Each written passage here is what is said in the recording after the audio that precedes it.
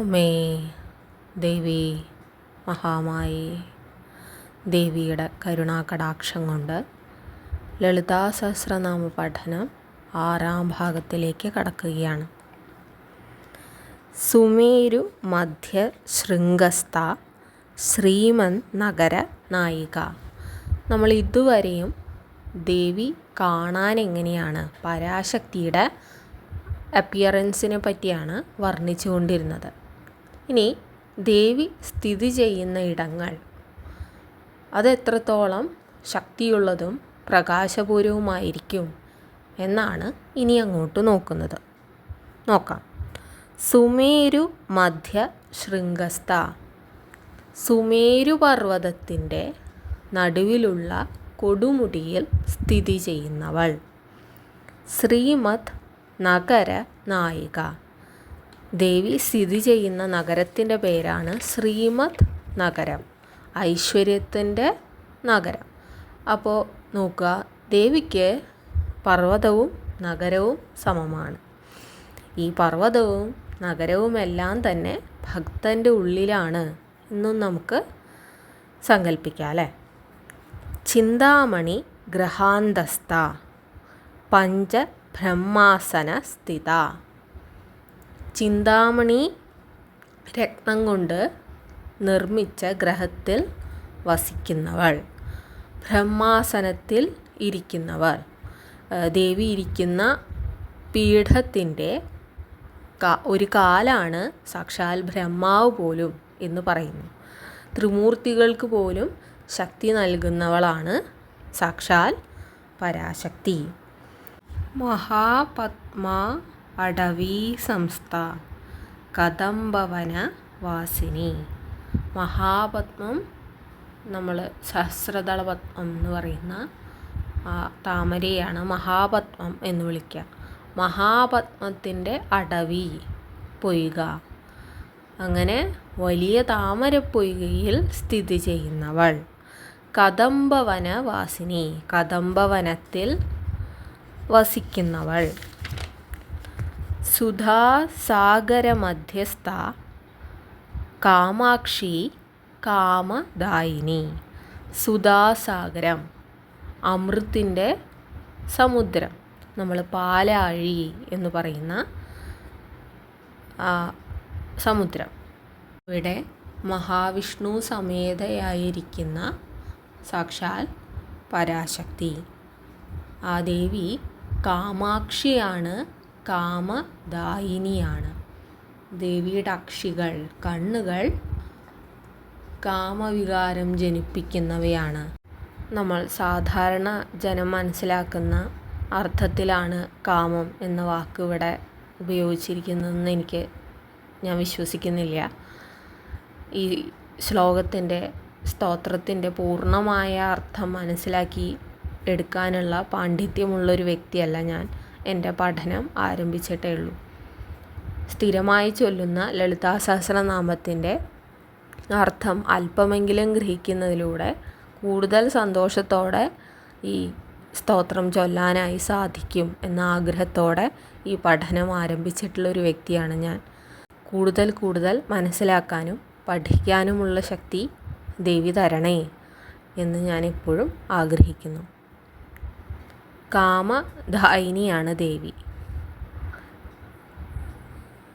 പൂർണ്ണമായ അർത്ഥത്തിൽ സ്വയം അർപ്പിച്ചുകൊണ്ട് ദേവിയോട് പ്രാർത്ഥിക്കുന്ന ഭക്തൻ്റെ അല്ലെങ്കിൽ ഭക്തയുടെ എല്ലാ ആഗ്രഹങ്ങളും സാധിപ്പിച്ചു കൊടുക്കുന്ന സാക്ഷാൽ പരാശക്തി. ദേവർഷി ഗണസംഘാത സ്തൂയമാന ആത്മവൈഭവ. ദേവന്മാരും ഋഷിമാരും സംഘങ്ങളായി ചേർന്ന് സ്തുതിക്കുന്ന, വാഴ്ത്തുന്ന ശക്തി സ്വരൂപിണിയായിട്ടുള്ള വൈഭവം നിറഞ്ഞ ദേവി. ഭണ്ഡാസുര വധ ഉദ്യുക്ത, ഭണ്ഡാസുര വധോദ്യുക്ത ശക്തി സേനാ സമന്വിത. നമ്മൾ പറയേണ്ടായി, ദേവി എന്തിനാണ് അവതരിച്ചത്? ലളിതാംബികയായി സാക്ഷാൽ പരാശക്തി എന്തിനവതരിച്ചു? ദേവി അവതരിച്ചത് ഭണ്ഡാസുര നിഗ്രഹത്തിനാണ്. ഭണ്ഡാസുരൻ എങ്ങനെ ജന്മമെടുത്തു എന്നൊക്കെ നമ്മൾ ഒരിക്കൽ പറയുകയുണ്ടായി. അപ്പോൾ ഭണ്ഡാസുര നിഗ്രഹത്തിനായി സ്വന്തമായി ഒരു സേനയെ, ഒരു പടയെ തന്നെ ഫോം ചെയ്ത, ഉണ്ടാക്കിയ പരാശക്തി. ഭണ്ഡാസുര വധോദ്യുക്ത ശക്തിസേനാ സമന്വിത. ഭണ്ഡാസുര നിഗ്രഹത്തിനായി ശക്തിസേനയെ പടച്ചവൾ, ശക്തിസേനയെ രൂപീകരിച്ച ദേവി. ഇനി ദേവിയുടെ ശക്തിസേനയിലുള്ള മെമ്പേഴ്സ് ആരൊക്കെയാണ് നമുക്ക് നോക്കാം. സമ്പത്കരി സമാരൂഢ സിന്ദുര വ്രജ സേവിത. ആദ്യം തന്നെ ശക്തിസേനയിലുള്ള ആദ്യത്തെ ആളാണ് സമ്പത്കരി. സമ്പത്കരി ദേവി ആനപ്പടയെ നയിക്കുന്ന സിന്ദുരവ്രജ സേവിത. സമ്പത്കരി ദേവി ആനപ്പടയെ നയിക്കുന്ന ദേവിയാണ് സമ്പത്കരി ദേവി. അശ്വാരൂഢ അധിഷ്ഠിത അശ്വ കോടി കോടി ഭി ആവൃത. അടുത്തതായി പറയുന്നത് അശ്വാരൂഢ ദേവിയെ പറ്റിയാണ്. അശ്വാരൂഢ, അശ്വം കുതിര, കുതിരപ്പടയാൽ ചുറ്റപ്പെട്ട ദേവിയാണ് അശ്വാരൂഢ ദേവി.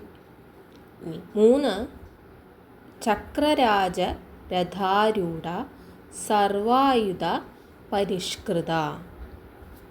ചക്രരാജാരഥത്തിൽ, സാക്ഷാൽ ശ്രീചക്രമാണ് ഈ ചക്രരാജാരഥം എന്നും പറയുന്നു. ചക്രരാജാരഥത്തിൽ സർവായുധങ്ങളോടും കൂടെ, സകല ആയുധങ്ങളോടും കൂടെ പരിശോഭിക്കുന്ന ദേവി. ഗേയചക്ര രഥാരൂഢ മന്ത്രിണീ പരിസേവിത. ഗേയചക്രരഥത്തിൽ മന്ത്രിണീ ദേവിയാൽ സേവിക്കപ്പെടുന്ന ദേവി. കിരിചക്ര രഥാരൂഢ ദണ്ഡനാഥ പുരസ്കൃത. കിരിചക്രരഥ, പന്നിയുടെ രൂപത്തിലുള്ള രഥത്തിൽ എഴുന്നള്ളുന്ന ദണ്ഡനാഥ. വാരാഹി ദേവി. വാരാഹി ദേവിയുടെ ചിത്രങ്ങൾ കണ്ടതായിട്ട് ഓർമ്മയുണ്ട്. പന്നിയുടെ കൂർമ്മത്തിൻ്റെ മുഖമുള്ള ദേവിയാണ് വാരാഹി ദേവി. ആ വാരാഹി ദേവിയാണ് പരാശക്തിയുടെ സൈന്യാധിപതി അത്ര.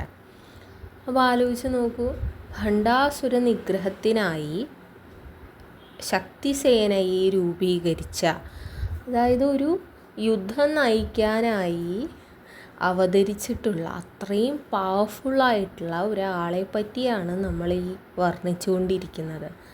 ദേവിയുടെ യഥാർത്ഥ ശക്തിയിലേക്ക്, അവിക ഫോഴ്സ്, അതിലേക്കൊക്കെ നമ്മളിപ്പോഴാണ് എത്തിയത്. എങ്ങനെയുള്ള ശക്തിസേനയാണ്? ശക്തിസേനയിൽ എല്ലാവർക്കും അവരുടേതായിട്ടുള്ള ഡ്യൂട്ടീസ് വളരെ കൃത്യമായി വിഭജിച്ചു കൊടുത്തിട്ടുള്ള ശക്തിസേനയിൽ ആരൊക്കെയുണ്ട്? സമ്പത്കരി ദേവി വിത്ത് ഹർ ആനപ്പട, അശ്വാരൂഢ ദേവി വിത്ത് ഹർ പട, കുതിരപ്പട. ഇനി രഥത്തിൽ എഴുന്നള്ളുന്ന സർവായുധ ഭൂഷിതയായിരിക്കുന്ന ദേവി. പിന്നെ ഗേയചക്രരഥാരൂഢത്തിലെ മന്ത്രിണിയാൽ സേവിക്കപ്പെടുന്ന ദേവി. കിരിചക്രരഥാരൂഢയായി വരുന്ന ദണ്ഡനാഥ വാരാഹി ദേവി, ദേവിയുടെ സൈന്യാധിപതി. ഇനി യുദ്ധം നടത്താനായിട്ട് നമ്മൾ കുറേ പ്രിപ്പറേഷൻസ് നടത്തൂലേ, ഇനി അതിനെ പറ്റിയൊക്കെയാണ് പറയുന്നത്. ജ്വാലാമാലിനി കാക്ഷിപ്ത വഹ്നി പ്രാകാര മധ്യക. വഹ്നി, അഗ്നിയാൽ ചുറ്റപ്പെട്ട ഒരു കോട്ടയാണ് അവർ നിർമ്മിക്കുന്നത്. സോ നമുക്ക് ഈ ഒരു യുദ്ധം ഇമാജിൻ ചെയ്യാവുന്ന രീതിയിലാണ് ഇവിടെ വർണ്ണിക്കുന്നത്. ഒരു യുദ്ധത്തിന് മുമ്പ് എന്തൊക്കെ പ്രിപ്പറേഷൻസ് ഉണ്ടാകും, യുദ്ധത്തിന് വേണ്ടി ഉണ്ടാക്കുന്ന സൈന്യം എപ്രകാരമുള്ളതാണ്. അപ്പോൾ വായിക്കും തോറും ഇങ്ങനെ എനിക്ക് എന്തൊക്കെയൊക്കെയോ ഇമോഷൻസൊക്കെ വരുന്നുണ്ട്, സന്തോഷം വരുന്നുണ്ട്, വായിക്കും തോറും ത്രില്ലടിക്കുന്നുണ്ട്. അപ്പോൾ നമുക്ക് അടുത്ത വീഡിയോയിൽ എന്താ സംഭവിക്കുന്നതെന്ന് നോക്കാം.